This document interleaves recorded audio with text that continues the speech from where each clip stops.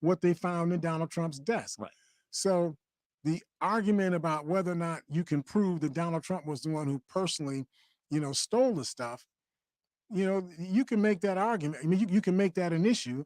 But in my view, if you look at this in terms of an evidentiary thing, like a criminal kind of a thing, if I find you with the stolen goods, I find your fingerprints all over the things that were used to commit the crime, and you don't have an explanation for this, I think that your circumstantial evidence would wind up convicting you.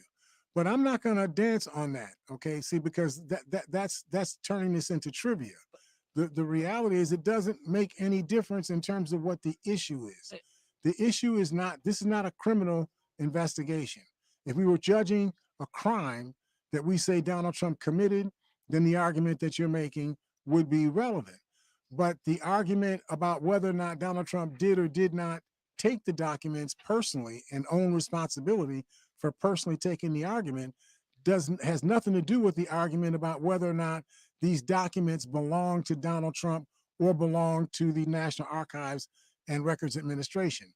The reality is the documents themselves belong to the National Archives and Records Administration. But couldn't he have been set up?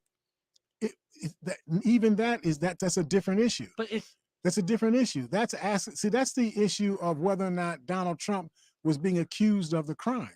That's not what's at play here. Donald Trump is not being accused of being the one who stole these documents. What is asserted is that these documents that belong to the National Archives and Records Administration, these documents belong to the National Archives, and they were found in Mar-a-Lago in Donald Trump's possession. So the issue is they have to go back to the possession of the National Archives and Records Administration. Donald Trump has resisted giving these documents back to the National Archives and Records Administration. That's true. That's the issue.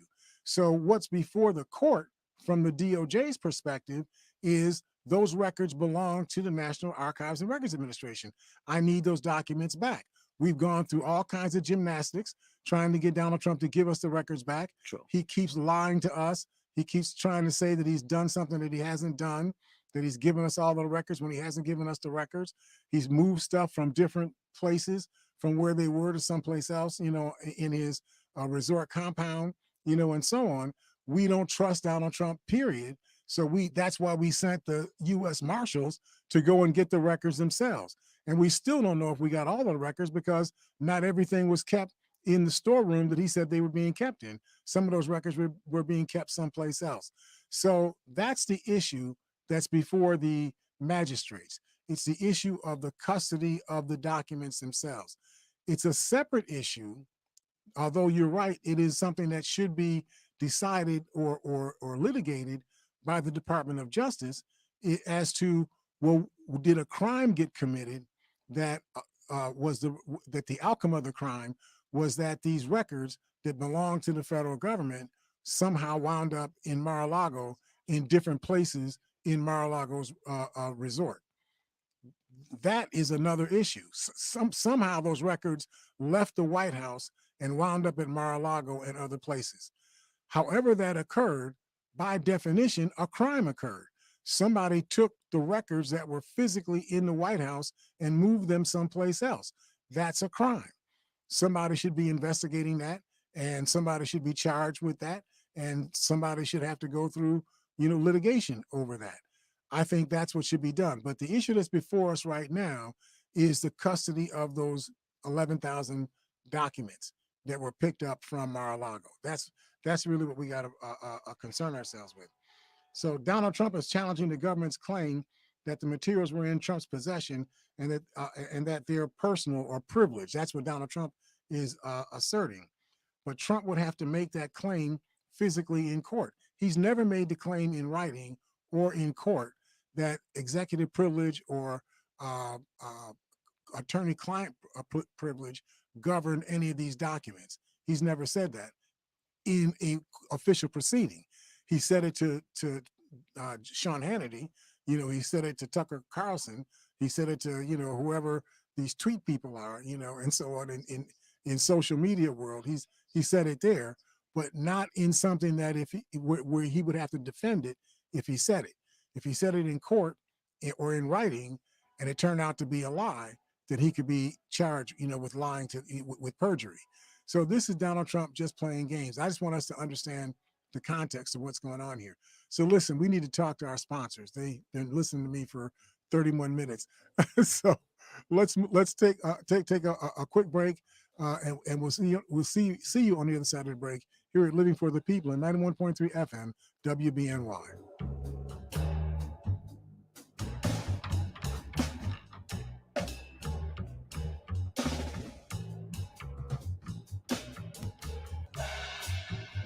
What if one day you went to your secret hiding place and instead of what you came for, you found a phone number, 1-800-662-HELP? What would you do? Would you stop and give it some thought? Before drugs take their toll on you and your family, know that there is help. You can quit. For help with drug use, call 1-800-662-HELP for free and confidential information and treatment referral, or go to samhsa.gov/know-the-risks. It's easier than you think for pests to threaten your family's health. Ticks, which spread dangerous diseases, hide in tall grasses and even on your pets. Rodents easily invade your home, contaminate food, and can carry more than 35 diseases. Mosquitoes, which breed in standing water, transmit many diseases. Get the facts you need to protect your family at pestworld.org. It's that easy.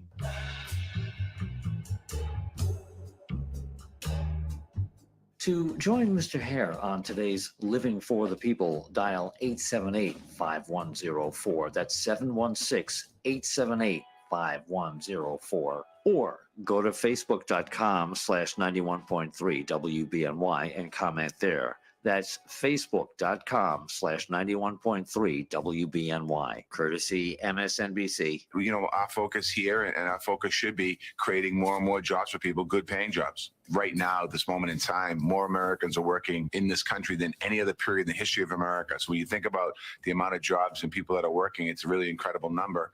The problem is that we don't have enough people. There's about 5 million people, I think, still they're looking for work or just not in the workforce. So at some point, we're going to have a real serious conversation in this country about immigration and immigration reform. If we don't have workers to fill these jobs, it's going to hurt our economy overall.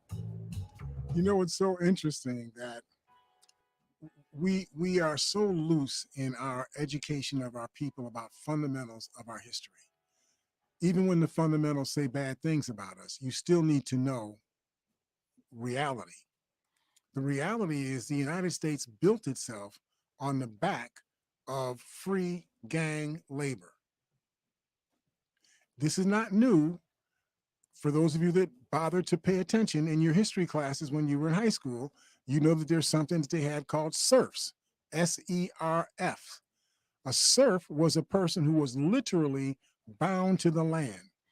If some viceroy or some land baron or earl or whatever, sold the land to somebody else, whoever the workers were that worked that land agriculturally, those workers went with the land. They became the employees of whoever owned the land, and they lived on whatever little, pieces of money, that were given to serfs. They were, for all intents and purposes, just a cut above being slave labor. I mean, yeah, I think that's a fair statement. Well, that was the culture that existed in Europe when the United States was born. The people who broke away from the United States, from King George in England, were people that learned life under feudal governments.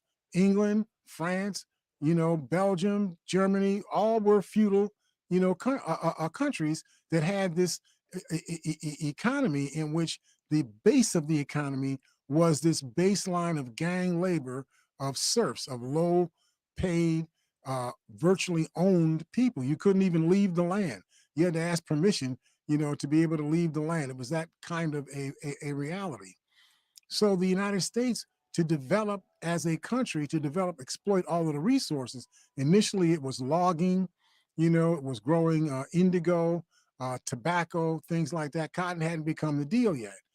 But you need big time gang labor to be able to knock down all these trees so you can put up cities, and so on. So who does that work? And how do they get paid? If you got to pay these people $35 an hour, you couldn't afford it.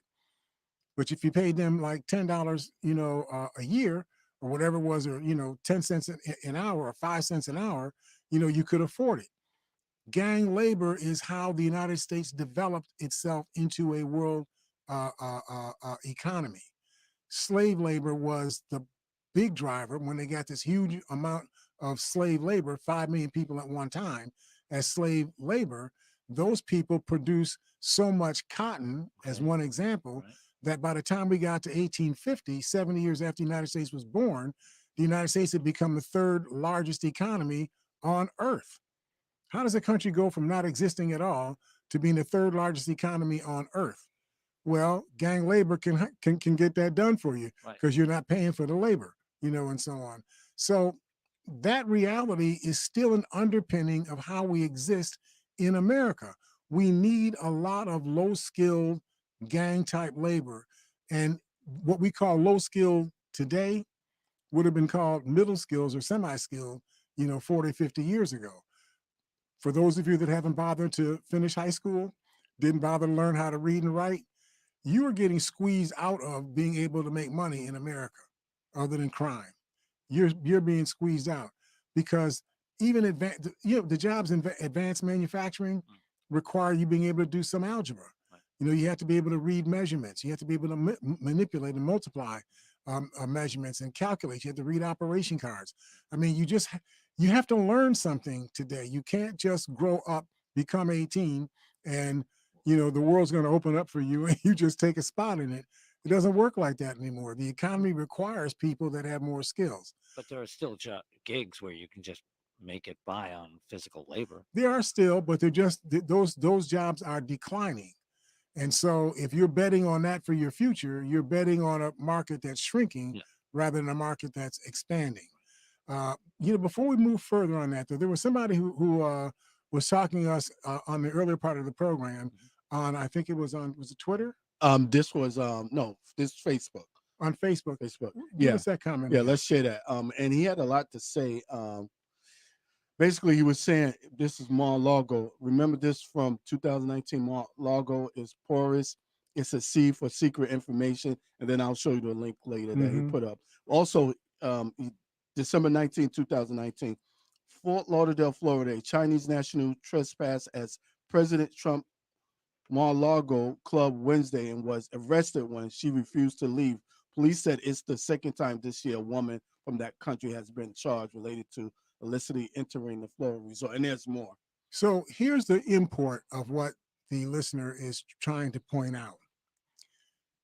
Regardless of all the other things we've talked about in terms of what went on with all of these documents being taken to the Mar-a-Lago estate, the Mar-a-Lago estate itself is by definition an unsecured site. This report from this Facebook listener shows 2 incidences in 2019 where a stranger walked onto the property, got inside the property, and was in a position to be able to access stuff inside Mar-a-Lago. Clearly, Mar-a-Lago, and I'm not blaming Mar-a-Lago. Mar-a-Lago is a resort. It's a hotel golf resort. It wasn't invented to be a prison. It's not intended to be a secure facility like the Pentagon. So, but the point in saying that is you shouldn't take classified documents to someplace like Mar-a-Lago because you can't secure it in a place like Mar-a-Lago. Even if you put locks on, some storeroom door, somebody could just break the door off. You just can't do that. And that's really what the listener is helping us to understand. So let me go back to what's going on with this labor situation. I need for us to get this concept, in our heads, that the reason why the United States has been able to grow exponentially year over year over year is because the United States has been able to meet the demands of whoever wanted things that were made or produced or invented by the United States. We had the capacity to be able to meet that demand. Now, that capacity, what drives that capacity? Well, some of the capacity, largest part of it is us. You know, we drive demand, right? We want TVs, we want bread, you know, we want iPads, you know, and so on. So we're part of the show. But there are other people outside of the country who also want goods that are made, you know, in the United States, or access services that are being produced in the United States. When we had to shut down this would have been April, I believe, of 2020, when we had to shut down, we shut down about 40% of what they refer to as the non essential operations, commercial operations in the United States. So that meant something in the area of 23 million people were just stopped working. Now, some of those people got protection from unemployment. You know, they got the fancy unemployment checks with the extra $600, you know, a week in it. You know, okay, good for them. Some people actually were making more money on unemployment with that $600 extra a week than they were making when they were working. Good for them. You know, it kept the amount of money available to meet demand high, so people could still keep buying stuff And paying their rent. and paying their rent, right? You know, so that all went fine. Then the vaccine finally showed up. Now, when I say finally showed up, it seemed like finally showed up to us.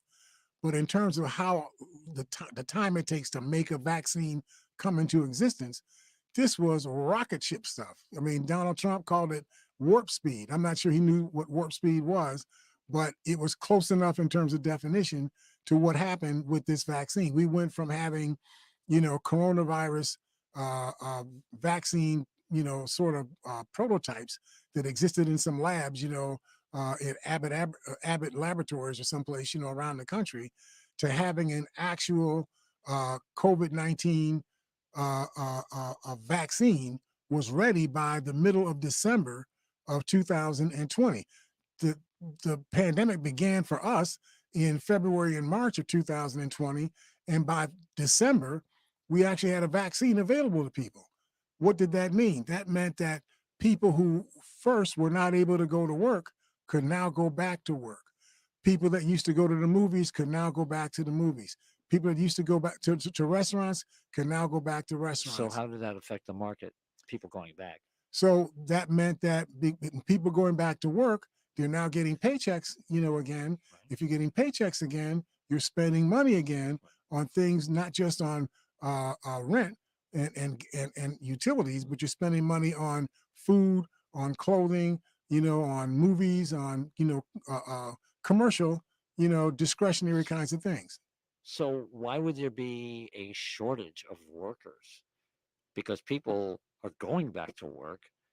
Is Because companies, especially the companies that shut down, that 40% of the non-essential workforce that shut down, when they shut down, that meant that they laid people off and they closed off parts of their production capability. Let's take oil refinery. If you got oil that you're buying from Saudi Arabia, wherever you're buying the oil from, that oil needs to go to a refinery, get turned into gasoline or turned into plastic, whatever it is you're going to do with it.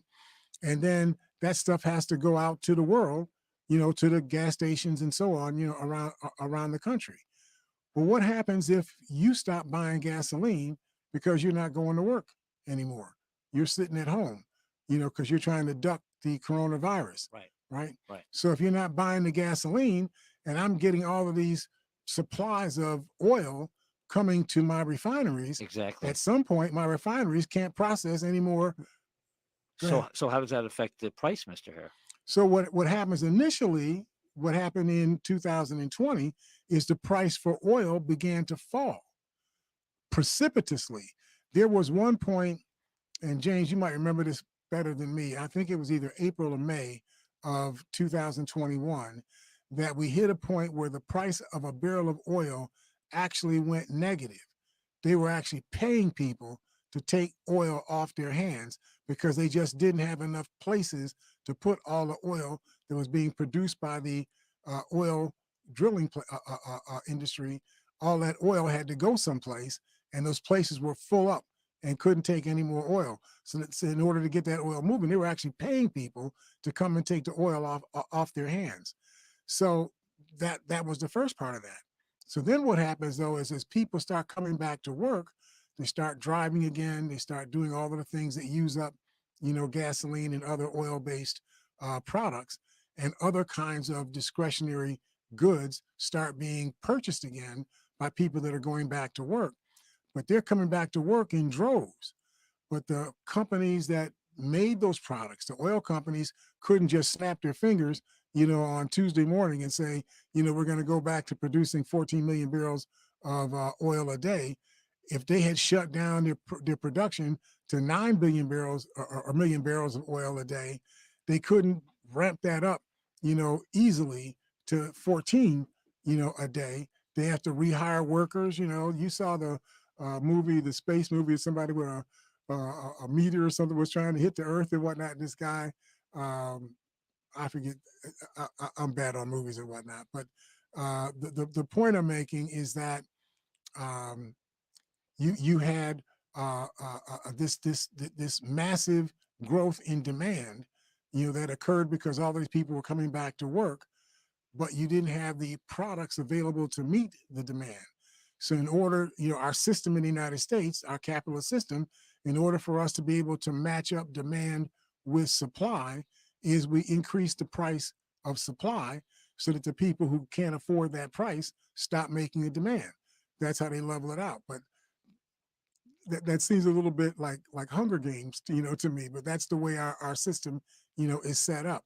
The point that I'm making is that if you can produce more goods, you can meet more demand. But if you don't have people to produce the goods, you're in trouble. When we had the flow of immigration, remember, much of that flow of immigration into this country weren't people that were trying to migrate into the country forever.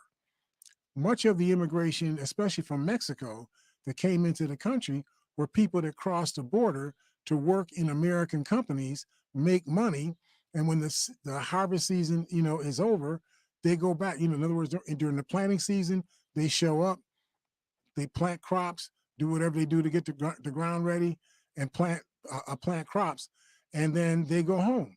And then during the well, they probably come back during the between season, the growing season, but not by as high a number. Then a larger number of those migrants come back in the fall, in the harvest season, to be able to harvest the crop that's been grown in these agricultural operations around our country.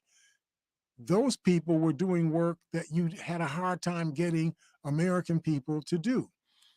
In fact, one of the things that I was suggesting is that if we really understand this, why don't we try to market the farm worker operations or those jobs? Why don't we market them to the pools of people that seem to be highly unemployed? If you have a lot of city residents that are unemployed because where the jobs are, they may be more technical and they may require you being able to transport yourself because there's no bus route that takes you to where those jobs actually physically are. If that's the case, maybe you could work something out with the farms in the area and appeal to those people that are city workers. If we create some transportation opportunities that are accessible to you, would you be willing to come and work for our farms? Wouldn't it be better for you to have 2,000 people from Buffalo that are making $12 an hour? I'm just making that up now, $12 an hour, working 40 hours a week on a farm. That's almost $500 a week, $26,000 a year. Wouldn't it be better if you had people doing that than you having to hire people that came from South America or from Mexico to bring them all the way to the farms in New York State? I mean, it just seems to me that there are alternate ways for us to be able to solve our problem, but we do have a problem. The reality is we just don't have enough workers to meet the demand for workers that we have. There are 39 states in this country that if you looked at the welfare benefits, I'm going to not say welfare, let me say social service benefits that you could receive for your family size. A person who was making $8 an hour would be making the equivalent of somebody who was getting social service benefits for a family of four. That's pretty, that's almost enticing. I mean, you could almost say, well, I could afford to not work, and just live off of those social service benefits. Now, I don't think that those things are as crisp and neat as the way that the researcher for this article has defined it. But it is true. And they don't last that long either. Right. I mean, it is true that, at certain circumstances, you could be making almost as much not working, not making, but, getting in benefits as much from not working as you would get for working. Yeah, a perfect example. Two of my daughters, when the COVID hit, for about 6 months, they said they were making over 600 more than they. Yeah, I think we have a caller who wants to speak on this issue. Let me grab that call real quick. Hi, caller, are you there? Hi, Mr. Hare. How you doing? Hey, James, how you doing? Pretty good. You were talking a few minutes ago about the strategic petroleum reserve, Right. and how the U.S. stockpiles a huge amount of crude oil so that it can be released strategically when the price goes up on the international market in order to lessen the pain. Joe Biden authorized the release of 180 million barrels. He's selling about 1 million barrels a day. Mm-hmm. And suppose he sells it when it's very expensive, $100 a barrel. Which is what he tries to do. And let's say after this whole crisis is over, it goes back down to like $50 a barrel, at which time he can replenish. Yep. So that's like a $50 a barrel profit the United States is making. Multiply that by 180 million. Joe Biden just made us $9 billion in profit. Remember where we live. This is the United States. We are the capitalist capital of the universe. Making profit is the structure of the government of the United States. That's what we do. American way. If anything, the Republicans should be doing big parties and whatnot around the country. You go, Joe. Go, Joe. Make us more money. You would think that he's our oil salesman in chief. I know that people don't like to hear that are progressives, that they would feel like maybe you're doing something wrong, but no, that just makes sense. If you bought the oil at a low price and stored it until a day when it began to rain, and then a few months ago it started to rain, and instead of stuff costing $2 a barrel, it started costing almost $5 a barrel. You bought the oil for less than $2 a barrel, so you sell the oil now at a high price and then keep the money. And when oil prices come down, then you buy some more and fill up your petroleum reserves. That just makes sense. The argument is that there's only so much oil you have in your petroleum reserves. So at some point, you're going to lose your ability to affect the market because you're not going to have any more oil, to flood the market with. But I don't think that's going to occur. I think in the next month or so, the United States will wind up buying back oil and putting it back into the petroleum reserve. But that's a great point you came up with, James. Yeah, the price is already starting to come down a bit. Yep. All right, buy low, sell high. I'll talk to you next week. All right, thanks, brother.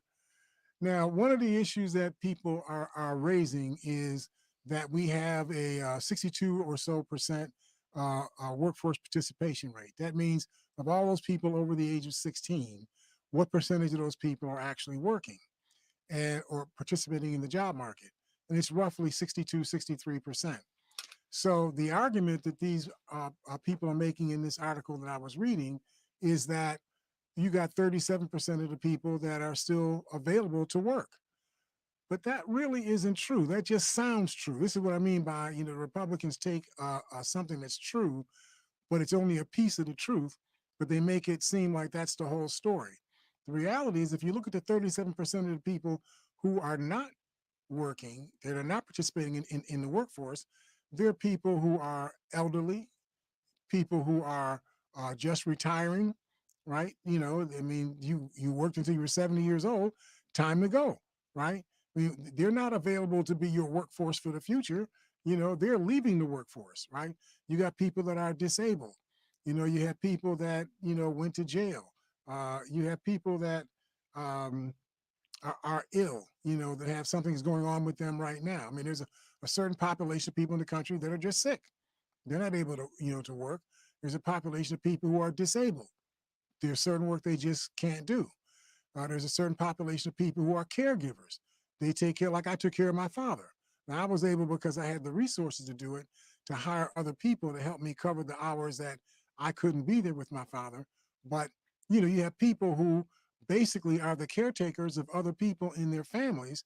They can't go to work because they have to take care of a child or an older person, you know, in their household. Actually, caregiving, as we know, Mr. Hare, that's a very difficult job to do. Extremely difficult. Yeah, yeah, Extremely it difficult. really can be a 24/7 operation. And to have somebody be a caregiver for 8 or 10 hours a day and then work a job, you know, for 7 or 8 hours a day, that's going to last about a week, and then that person's just going to fall apart.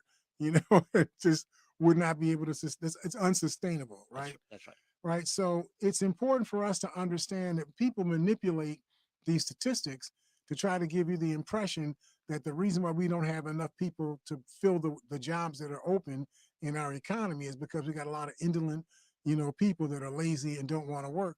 That's really not the case. 95% of the people that are in that category of not participating in the workforce are people who can't participate in the workforce because they're sick right now, or because they're disabled in a way that they can't work, you know, in most of the jobs in our economy. Or there are people that are caregivers that we just talked about. There are people that are retiring. They've been working for 50 years. I worked for 61 years before I retired, and I'm still working now. I mean, I'm not working structurally like I was before because I'm retired, but I worked 61 years before I retired. Most of you all aren't even 61 years old. You know, I mean, come on, how long do you expect people to work forever, you know, and so on, right? So it's really important that we understand that. The primary reason is that 23 million Americans lost their jobs or were laid off during the non-essential worker shutdown. Companies changed the way that they did business. When the vaccines became available, companies rapidly began to reinflate their businesses. However, many workers saw opportunities to take jobs in different industries that weren't available before, and more workers used their paychecks to make demands for goods and services that they were not making when they were unemployed. Many workers found different jobs than the ones they had been working in before they left during the pandemic. So we had the great retirement issue, you know, that went on, where people just were retiring, you know, now that the world was getting back to normal, you know, in terms of the vaccines enabling people to not be sick, people started to retire. The U.S. Bureau of Labor Statistics showed that job openings rose to 10.9 million, a near record high. And the same survey, 4.3 million people voluntarily left the workforce. So that's called the quit rate. So they had the great retirement, which is also called the quit rate. But additionally, people left the market for caregiving duties and so on. So the loss of immigrants really put us in a position where those really low-hanging fruit, low-skill jobs that used to be paid done by immigrants, those immigrants were being made available because Donald Trump attacked, you know, the immigrants. And we're still living with the vestiges of that. You still hear Republicans whining about immigrant labor, you know, right now, as if they're the threat, you know, to the United States. The reality is 95% of those immigrants that come in are people that are just trying to, you know, make $10 or $20 or $15, whatever it is an hour, and send that money back home to wherever they live in Mexico or Ecuador or Venezuela, wherever it is they come from. That's what's really going on. Yeah, there may be a few people that were drug dealers or people that have been crooks, you know, in the countries that they came from, but most of them are trying to come here and not be crooks. They want to just be able to make money, you know, and rehabilitate, you know, their lives and whatnot. So we really have to understand what's happening, solve the problem. We allow people to keep distracting us into, you know, focusing on the things that are not really the problem. The problem is that our capacity to produce and sell And the demand for the things that we could produce and sell is not being met by our capacity to actually do the producing. We have to have enough people to make the things or provide the services that are needed or demanded of us in our society. So in order for us to do that, we either have to make more of us. I mean, you all got to start having more kids, right? Or you got to start bringing people into the country. So instead of arguing about that, why not find better ways to identify people that are coming into the country, making sure that those people are rooted into places where they're visible to us, get people posted up in the economy as much as possible, and make this transition as smooth and easy as possible so that we have the workforce that we need. And we also don't have the disruption that comes from people that have to come here with a hostile, intent. So hopefully we're making a little bit of sense. We look forward to talking to you all on Monday. Have a really great weekend. Your Buffalo Bills are having some holes in the secondary, so you got to get those holes plugged up. You got a thought? Just very quick, Mr. You were so precise last week. Any prediction for Sunday? Because I'm thinking you were 1 point off. I know. They were 41 to 7. Yeah. I was betting for 42 to 7. Pretty good, Mr. But I'm thinking that Buffalo's going to have to score a lot of points. Okay, so I think this is going to be something like 35 to 28. 35-28. Buffalo 35. Okay, all right. And Miami 28. If that comes, I'll give you $20. Now we're talking. Now we're talking. You heard it on the radio here at 91.3 FM WBNY. We'll see you all on Monday. It's pretty close last time.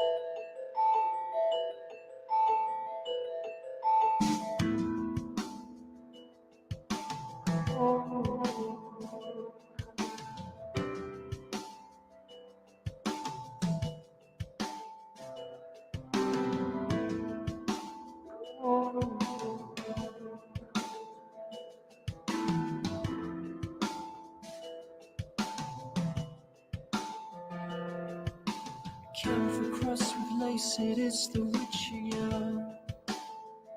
Cinematic the crew, teasing all the feelings out, you move away. It seems all